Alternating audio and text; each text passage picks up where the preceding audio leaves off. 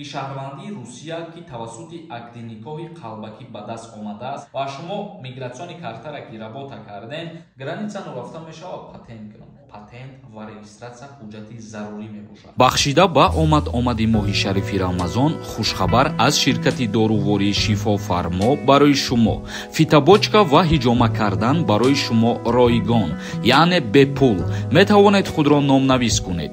Инчунин доруҳо бо нархи арзон, барои зиёд кардани риш ва мӯи сар, доруҳо барои сангу намаки гурдаро нест кардан ва нест кардани простатит. Ба рақамҳои рӯи экран дар тамос бошед. ассалому алайкум ба ҳама тамошобинони барномаҳои Сорбон Сафаров. Тамошобинони азиз, видеора лайк монед ва то охирша тамошо кунед. Ба маълумоти ҳамаи шумо ахбороти нав расонида баъдан ба саволҳотон ҷавоб мегардонем.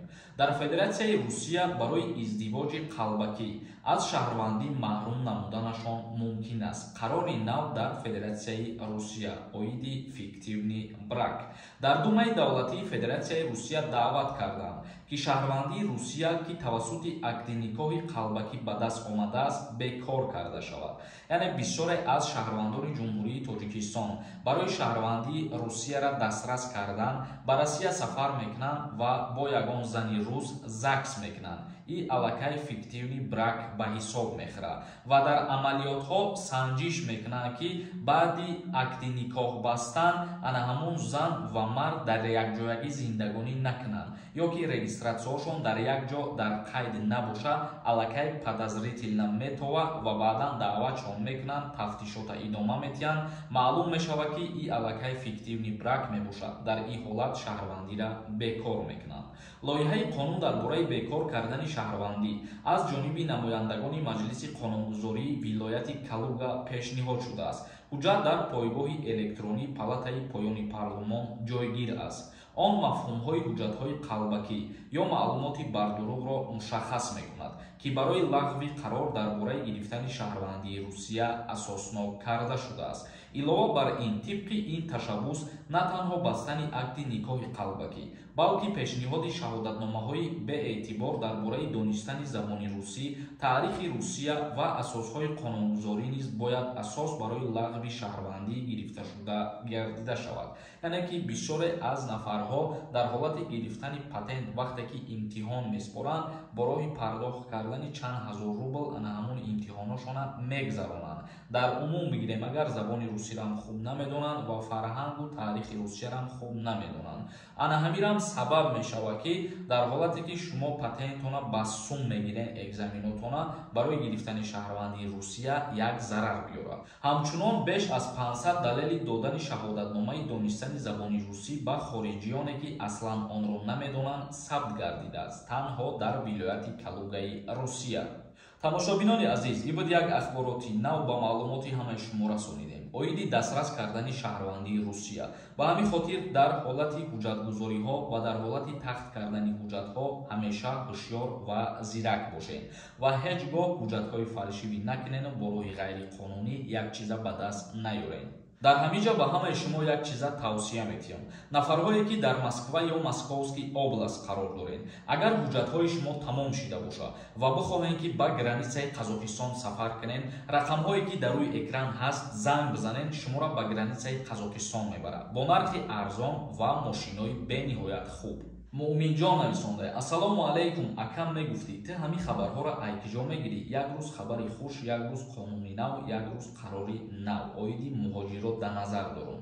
Бародарони азиз, чӣ хеле ки худтон медонед, дар Федератсияи Русия ҳамарӯза тағйиротҳо ва иловаҳо ворид мешавад ба қонунгузорӣ, махсус оиди муҳоҷирон. Ҳар чизе ки тағйирот мешавад, ҳар чизе ки пешниҳод мешавад, мо видео мекунем, ба шумо мефаҳмонем ва ман фикр мекунам ки ин чиз ягон касда зарар надорад ва мо низ аз пеши худмон ҳеҷ вақт гап намезанем.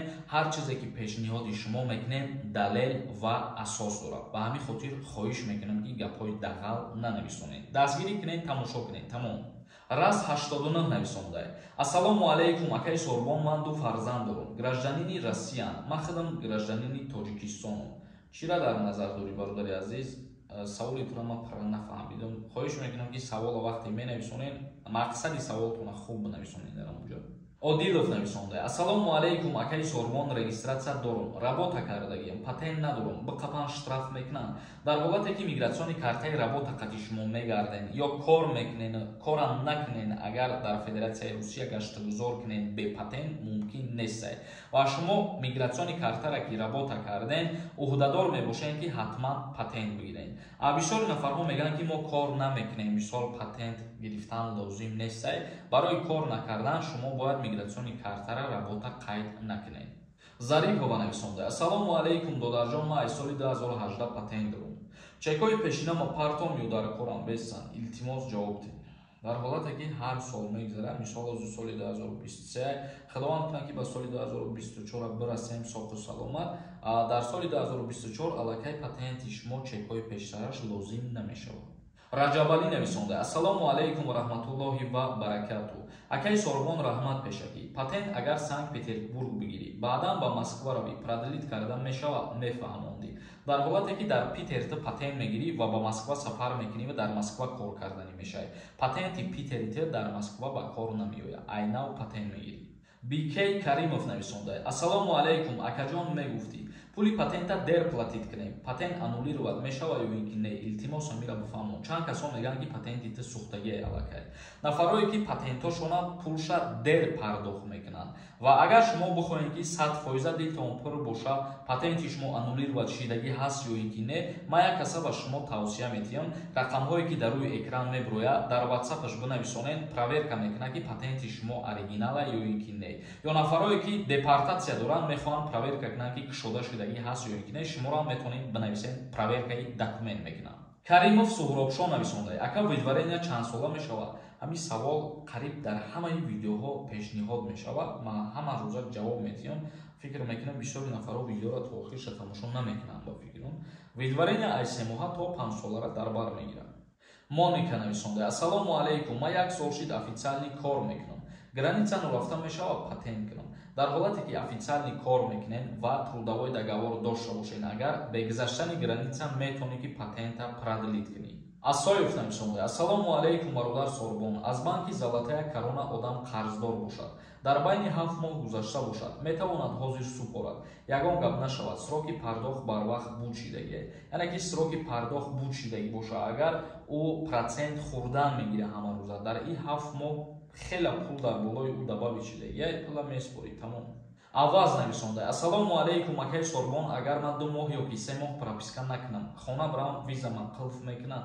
Бародарои азиз, ман як мисоли оддӣ меёрам ба шуморо. Ҳар касе ки дар муҳоҷират қарор дорад, ба нияти кору фаъолият меравад, мисол мигратсиони картаи работа дошта бошед, барои шумо патент ва регистратсия ҳуҷҷати зарурӣ мебошад. Бе ин ҳуҷҷатҳо давлат шуморо запрет кардагиай қарор доштан дар Россияра ё ки кору фаъолият кардана. Хитон хулосатона бубурӯре накард. Комрон нависонда. Ассалому алейкум бародар, барои авф гап мезадӣ. Мешавад намешавад? Ин чиза ман аниқ намекунам. Ин чиз аз ҷониби президенти Россия Владимир Путин тасдиқ мешавад ва қонун бояд қабул шавад рӯзҳои наздик. Юсуфҷон нависонда. Салом Сорбон бачаи оча. Ман печати фалшивӣ дорам. Граница билан проблема намешавад. Агар ки огоҳ шавам печати фалшивиай, дар ҳолате ки шумо печати фалшивӣ доред дар паспортон, ин аллакай ғайриқонунӣ убур кардани марзи Русия ба ҳисоб мехӯрад. Ва ғайриқонунӣ убур кардани марз аз 700 то 900 ҳазор рубл ҷарима дорад ё ки 9 моҳ аз озодӣ маҳрум кардан дорад. Шодмон нависонда. Ака ҳозир ина Тоҷикистон миёӣ, баъди чанд қа патент мекунӣ? Вақте ки ай Тоҷикистон нав Россия мегироид, 1 моҳ муҳлат дорӣ ки патенти хита дастрас кунӣ. Агар 1 моҳ зиёд кишид, аллакай 10 000 рубл штраф меспорӣ, баъд ҳуҷҷатҳои тара қабул мекунанд. Тамошобинони азиз, ба ҳамин видеои имрӯзара ҷамъбаст мекунем. То наворҳои оянда, худованд ҳамаи мо шуморо нигаҳбон бошад.